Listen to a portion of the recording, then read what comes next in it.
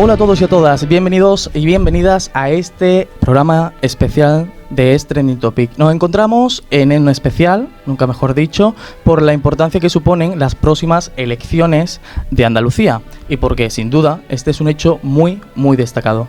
El sillón del despacho de la presidencia del Palacio de San Telmo de Andalucía se encuentra ante un dilema que todos los andaluces y andaluzas podemos resolver con un sencillo gesto. ¿Qué será que tiene el sillón de San Telmo que a todo el que se sienta quiere quedarse? ¿Será su estupenda esponja donde se acomoda la persona que lo ocupa o la polipiel, que es demasiado suave? Aunque creo que más bien será el poder que otorga a la persona que lo ocupa. El sillón está buscando a alguien, está buscando su próximo huésped. Busca nombre y apellidos y busca el color de las 8 patas que le sustentará durante los próximos 4 años. 8 patas como 8 provincias de que este sillón representa. 8 patas sin las que no existiría dicho sillón. ¿Serán de nuevo de color azul esas patas?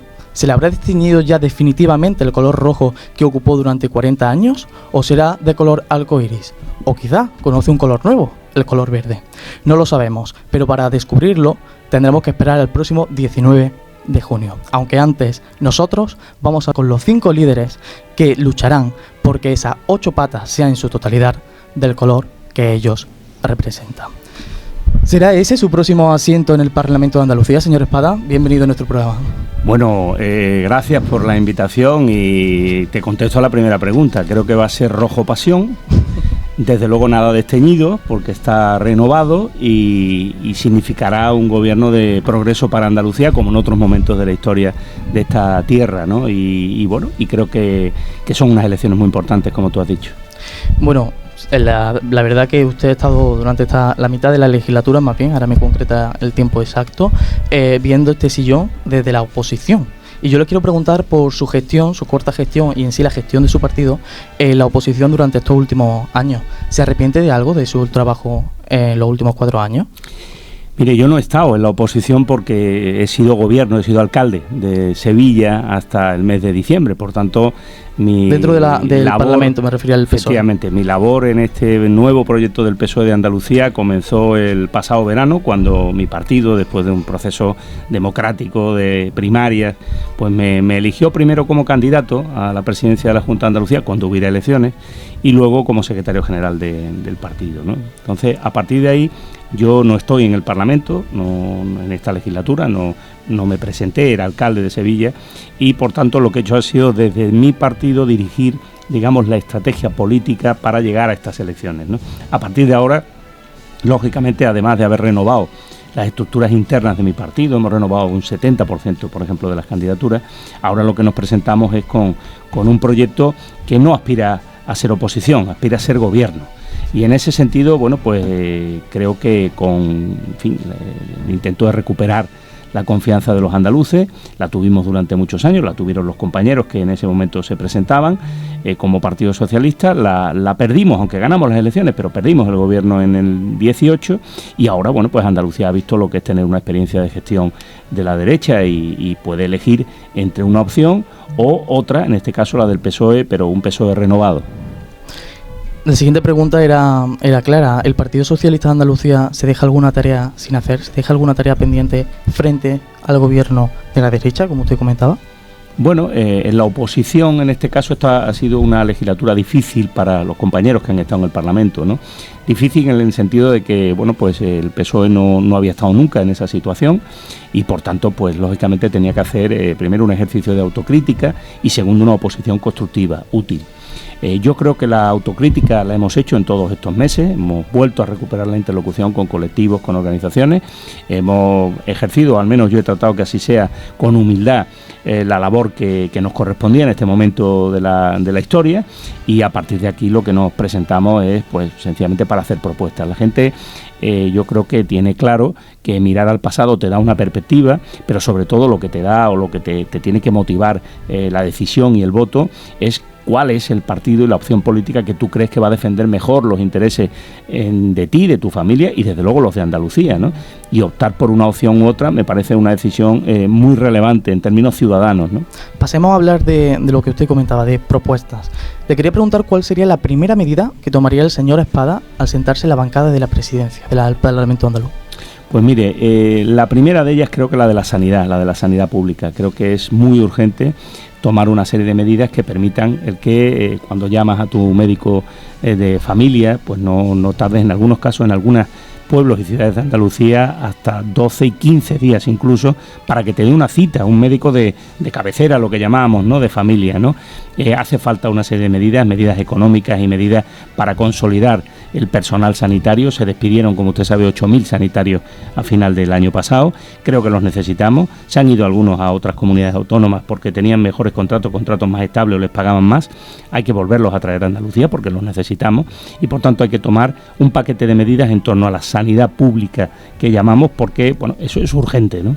Concréteme alguna de esas medidas de su programa.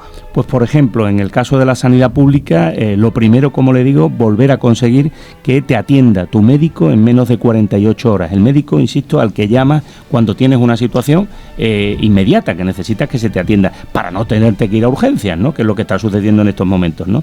Eso, junto con las listas de espera, es decir, por ejemplo, mira, toda la vida tú has tenido tu médico de familia, de cabecera, como se llamaba cuando yo era más joven, te mandaba una analítica y tú ibas y te la hacías al día siguiente o a los 2 días, ¿no?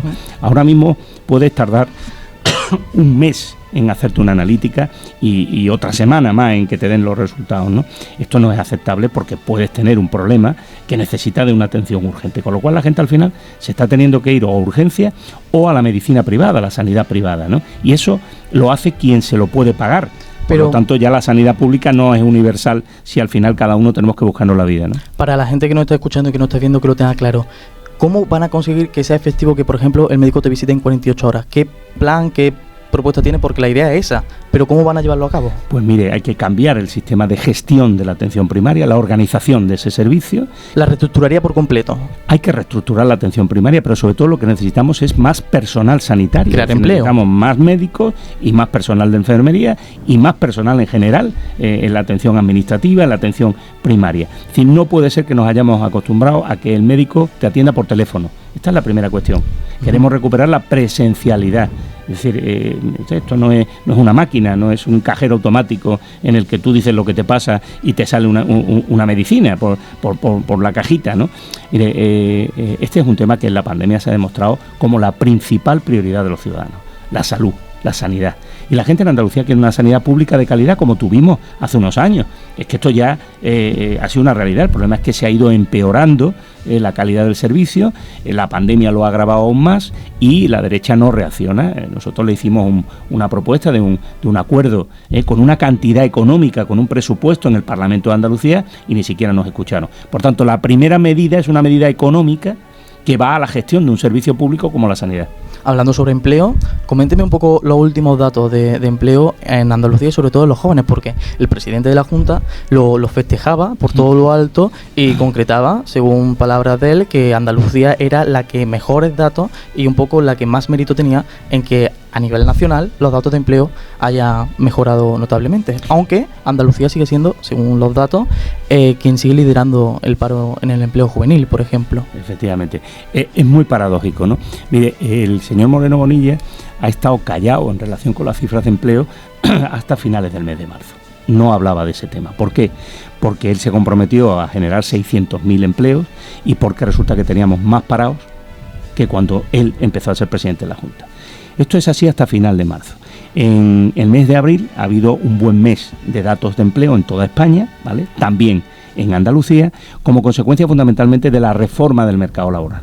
Esta reforma que sabe que la derecha votó en contra en el Congreso de los Diputados y que decía que se iba a cargar la economía y que, bueno, esto, la subida del salario mínimo interprofesional a 1.000 euros, el tema de las pensiones, lo recordará, ¿no? Pedro Sánchez se ha vuelto loco, esto se carga la economía, esto va a hacer que las empresas despidan a la gente porque no van a poder. Bueno, pues va a pasar lo contrario.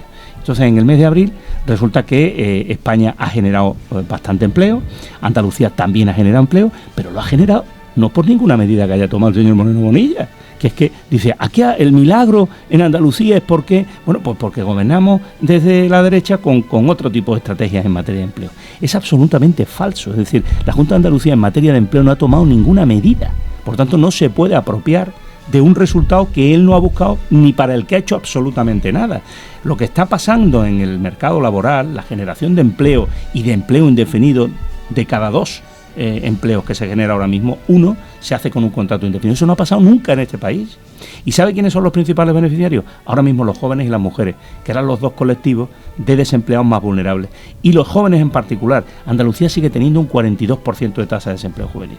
Por tanto, lo que me gustaría escucharle, y no le escucho al señor Moreno Bonilla, si tiene algún plan para ese desempleo juvenil, porque eso no se va a arreglar, como él cree, sin hacer nada y esperando, por cierto, a que el gobierno de España le resuelva el problema. Por cierto, el gobierno de España, el que no para de criticar permanentemente. Y ahora que las cifras de empleo, como consecuencia de medidas del gobierno de España, son mejores, hombre, como mínimo, felicite usted y discúlpese porque se equivocaba cuando no apoyó, en este caso su partido, este tipo de medidas, ¿no?, en el mercado laboral.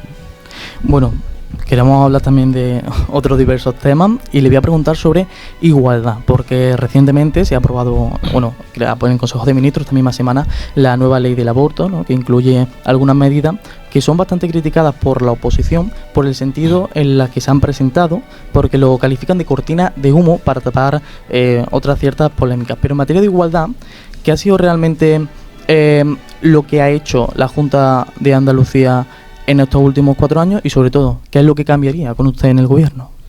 Bueno, yo creo que en materia de igualdad real entre mujeres y hombres, estos 3 años y medio han sido, sin duda, un paso atrás para Andalucía, fruto del acuerdo del Partido Popular con Vox, con la ultraderecha. Es decir, Vox, vamos a ver, tengamos las cosas claras, Vox dice, y no se oculta, que no cree en la igualdad entre mujeres y hombres, así de claro. Es decir, cree que todo lo relativo con las políticas de igualdad, y no son palabras mías, son de la candidata de Vox a la Junta de Andalucía, son un chiringuito prescindible. Estas 2 palabras entrecomilladas porque las usó la señora Olona el otro día para explicar qué haría ella con las políticas de igualdad, cargárselas. ¿Las políticas de igualdad son prescindibles? Esta es la primera pregunta, ¿no? Parece que para la ultraderecha sí, parece que para el Partido Popular, bueno, pues no son tan importantes, porque estaría dispuesto a pactar con la ultraderecha para gobernar, y por tanto la ultraderecha pacta cuando se cumple lo que piden, no para prescindir de lo que piden. Así que, ¿qué es lo que yo le digo a los andaluces a la hora de ir a unas elecciones? Pues que en estas elecciones, sobre todo las mujeres, van a tener que decidir si quieren retroceder en los derechos, en este caso que han conquistado hasta aquí, sobre todo en los que esperaban conquistar. Vamos a ver, ¿somos conscientes de que las mujeres ganan menos que los hombres en muchos puestos de trabajo, desarrollando la misma tarea, por ejemplo? Esto es una discriminación. ¿Queremos avanzar en resolver ese problema o queremos retroceder aún más a los tiempos en los que todavía esa brecha de desigualdad era mayor? Por tanto, la igualdad va a ser uno de los temas del debate en estas elecciones autonómicas, pero no solo la de las mujeres, también el de las personas LGTBI. ¿Y cree que realmente a la mayoría de andaluces tienen la misma visión sobre la igualdad que plantea el Partido Socialista? Porque, según estamos viendo, el apoyo de la ultraderecha entró muy fuerte en el Parlamento, con un número más esperado de diputados que lo que estaba previsto, y aún sigue planteándose aumentar. A lo mejor es que esa no es la visión de los andaluces en política de igualdad. ¿Cómo lo vería usted esto? Mire, yo creo que el crecimiento de la ultraderecha en las encuestas, ya veremos qué pasa en las urnas. Esto es como todo. Hay quien quiere ver la demoscopia y las encuestas como los resultados que se van a producir, y esto es lo más antidemocrático del mundo. A la gente hay que dejarla votar. No hay ni que decirle lo que tiene que votar, hay que darle argumentos para que tome sus decisiones, ni en segundo lugar aquí, a ver si resulta que es que no hay ni que ir a votar porque ya lo han decidido los encuestadores. Esto no va así, aquí se vota. Y lo que hay que pedir es el voto, en este caso, y que la gente participe.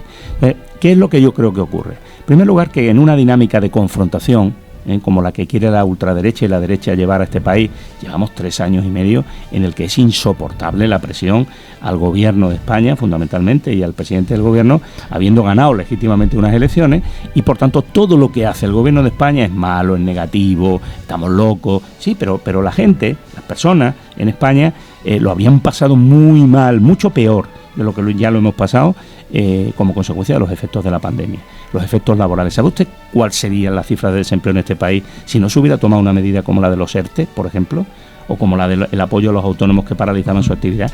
¿Sabe cuál sería esa cifra? Es muy fácil. Mire las cifras que tenía Rajoy cuando gobernaba España después de la crisis anterior, en la que no se tomaron medidas de apoyo a los trabajadores para evitar, en este caso, el impacto de esa crisis, ¿no? Pues ahora tendríamos lo mismo, por tanto, tardaríamos en recuperarnos muchos más años de lo que hemos tardado ahora, que ya estamos en cifras de desempleo anteriores a la pandemia. Por tanto, a su pregunta, ¿qué es lo que ocurre aquí? Pues que estamos viendo, digamos, el resultado de la confrontación, incluso de la persecución permanente de ese conflicto, esa conflictividad social, en muchos casos fomentada por los bulos, la información que no es cierta. Mire, con el tema de la caza, Vox está haciendo barbaridades en el medio rural, está diciendo mentiras como puños. Pero luego, lo que me resulta curioso y lo que sería interesante de analizar es que, a pesar de, como usted está diciendo, sí, por eso cierto, que no lo pongo en duda, si dijera barbaridades Vox sobre la casa y Santiago Abascal, ¿cómo luego, cuando se presenta a Montería y trata con gente del campo, lo reciben con esos vítores y con esa alegría, si realmente le estaría mintiendo a ellos, ¿no? Esa reacción social entre si me están engañando, pero me encanta que me engañe. Es un poco lo que planteo. No, mire, yo respeto las opiniones de cada cual, ¿no? Y también sé que es muy fácil hacer un montaje para que salga, en este caso, un vídeo en las redes sociales, entrando a un sitio en donde te aplaude mucha gente. Lo mismo, toda esa gente la has llevado tú antes para que te aplauda. Esto no es la primera vez que ocurre ni será la última. Por tanto, fiémonos lo justo de lo que aparece o la imagen que se quiere dar en un momento determinado, en una manifestación o cuando alguien llega a un sitio. Esto lo sabemos hacer todos. Ahora, eso es engañar, en este caso, a la opinión pública, ¿vale? Ahora bien, que haya gente, en este caso, que respalde las ideas de la extrema derecha o la ultraderecha, como en toda Europa, claro que las hay, pero lo que no hay es que fomentar, en este caso, ese tipo de ideas. El que quiera pensar así, mire, la diferencia, ¿sabe cuál es entre la izquierda o la derecha, entre el Partido Socialista o un partido antidemocrático como Vox? Es que nosotros respetamos, en este caso, las ideas diferentes. ¿Sabe lo que Vox hace con las ideas diferentes? Excluirlas, apartarlas o querer que sencillamente se fulminen en la sociedad actual, ¿no? Esta es la diferencia entre un demócrata y alguien que sencillamente no lo es. Y por tanto nosotros lo que queremos es avanzar en más democracia, avanzar, en este caso, en que Andalucía siga siendo una comunidad autónoma, que toma sus decisiones. Sabe que Vox lo que quiere es que Andalucía ya no tome decisiones, que se tomen todas desde Madrid. No sé lo que le parece eso a una persona en un pueblo de Andalucía que ha ganado, después de 40 años de autonomía, Andalucía ha ganado su derecho a decidir lo que quiere de su tierra, en este caso. Por tanto, hay muchas cosas sobre las que hay que hablar y no solo sobre las que quiere Vox. ¿No se fija usted que Vox plantea muy poquitas propuestas sobre qué haría en el gobierno y, en cambio, sí mucha destrucción respecto a decisiones que toman otros partidos políticos? Entonces, es lo típico en la ultraderecha, cargarse el sistema, pero no aportar soluciones para cómo mejorar el sistema. Bien, me quedan un par de preguntas, terminamos ya en tiempo y forma, y me quedan dos temas por lo que preguntarle, algo más personal, pero primero, para terminar, le voy a poner un poco en compromiso, digamos, ¿no? Porque al final, un poco parte del periodismo. Claro. La corrupción en Andalucía nos lleva persiguiendo años, pero no solo en Andalucía, sino a nivel nacional. Y es que la bancada de la Junta de Andalucía aún no ha conocido un partido que no tenga casos de corrupción en su fila o alguna sentencia o algún tema. Mucha gente seguirá pensando en el PSOE y en el Partido Popular como aquellos partidos corruptos, o en aquella sentencia, o en la libretita de Bárcenas, o en los casos de Andalucía. Pero ¿cómo van a conseguir ustedes que cuando se diga PSOE y Andalucía no se relacione con los 40 años de socialismo que ha habido antes y esos casos de corrupción? ¿Sigue persiguiendo? La corrupción ha existido en todos los, digamos, sectores de actividad, en todos. Es decir, hemos visto desde los más altos a los más pequeños, desde una punta a la otra, en este caso de la geografía, y desgraciadamente eso es uno de los problemas que para la democracia española en estos años pues se ha convertido en una de las preocupaciones de los ciudadanos. Hay que reconocer que se han producido muchos casos de corrupción, y lo importante es ver si lo hemos atacado y atajado de manera contundente, y además hemos puesto los medios para que no vuelva a suceder. Esta es la única cosa, porque mire, la corrupción al final se produce por conductas humanas que aprovechan una circunstancia, una ley, un puesto de responsabilidad o de poder para beneficio propio. Esta es la única razón de fondo que tiene la corrupción. Entonces, mire, los partidos, lo primero que hemos hecho, en este caso el PSOE, yo hablo por mí, por nosotros, hemos tomado medidas para, primero, en cualquier caso, apartar de cualquier puesto de responsabilidad a alguien que tenga algo frente a la justicia, es decir, que tenga una responsabilidad, que se tenga que dirimir en una responsabilidad en un juicio, por ejemplo. En segundo lugar, hemos renovado personas, responsabilidades, cuadros, para que quien ofrecemos, en este caso en el proyecto político de los socialistas ahora, no tenga ningún problema desde el punto de vista de ninguna cuestión pendiente en la justicia. Los ciudadanos puedan estar tranquilos de que si eligen PSOE van a elegir un equipo, un proyecto renovado y gente con solvencia, pero sobre todo una organización política que no admite en estos momentos, después de circunstancias que han pasado y de años de gobierno y de situaciones, en este caso, de las que nos avergonzamos y lo hemos dicho públicamente, lo que no vamos a aceptar es no seguir siendo el partido político que le ofrece a los ciudadanos de Andalucía un proyecto progresista, solidario y pensado para la gente más humilde y para los trabajadores y trabajadoras. Porque si no existiera el PSOE habría que inventarlo. Es el partido que piensa de verdad en la gente, pero en la gente que menos tiene. No es la gente, en este caso, que menos necesita la política, que es a lo que probablemente se dedican otras fuerzas políticas de la derecha. Para terminar, última pregunta ya muy breve. La pregunta que le hago al final a todos los invitados, que de una forma u otra tengo delante mía, saliéndonos un poco más de la formalidad. ¿Juan Espada es feliz? Bueno, la verdad es que si por felicidad se entiende, usar tu espacio de privacidad, tu tiempo libre para lo que tú quieras hacer, para cosas, para tus preferencias, lo que te gusta, pues mire, la felicidad yo ahora mismo la tengo absolutamente condicionada por una razón, que es mi vocación de servicio público y mi responsabilidad frente a mi partido y a los andaluces para tener el mejor proyecto de gobierno para Andalucía. ¿Eso qué quiere decir? Que yo ahora mismo he renunciado claramente a todo lo que desde mi punto de vista personal o privado significa, ese concepto de felicidad que te da un paseo, ir al cine o disfrutar de tu familia. Yo ahora mismo estoy dedicado exclusivamente a lo que significa tener un proyecto de gobierno para Andalucía y que los andaluces se sientan, en este caso, satisfechos con que sus políticos, las personas que vienen a pedirle el voto o a pedirle la confianza, están dedicadas a eso. A partir de ahí, a mí la política y el ejercicio, en este caso, de mi responsabilidad, me produce felicidad, sobre todo cuando ayudo a la gente o cuando veo que una medida que se aprueba en un Consejo de Ministros, en un gobierno o que se apoya en el Parlamento, es una medida que mejora la vida de la gente. Se han tomado muchas en estos meses después de la pandemia. Hemos tomado decisiones. Yo, como alcalde de Sevilla, después de 2 años de pandemia, tengo recuerdos de todo tipo que me hacen ser una persona feliz porque hemos ayudado a muchísima gente, porque nos hemos dejado la piel y porque hemos puesto en muchos casos también, de verdad, en peligro nuestras propias vidas a la hora de no pensar en nosotros y pensar en la responsabilidad que teníamos para con los demás. Y eso a mí me hace feliz, pero es esa felicidad que de verdad se debe a lo que tú entiendes que significa el servicio público. La política está muy denostada, pero la política la ejercen personas, mujeres y hombres, que dedican mucho tiempo, algunos todo el tiempo de su día a día, justamente para eso, y en muchos casos hay muchas personas que ganan muy poco por ello, no es mi caso, es decir, que yo estoy absolutamente conforme y satisfecho, más que de sobra con lo que se me retribuye. Pero ¿sabe usted la cantidad de concejales y concejalas en pueblos y ciudades de España que no cobran un duro y que dedican todo el día a hacer el bien y a trabajar por los demás? Por tanto, creo que debemos reivindicar la buena política y sobre todo el buen ejercicio de la política.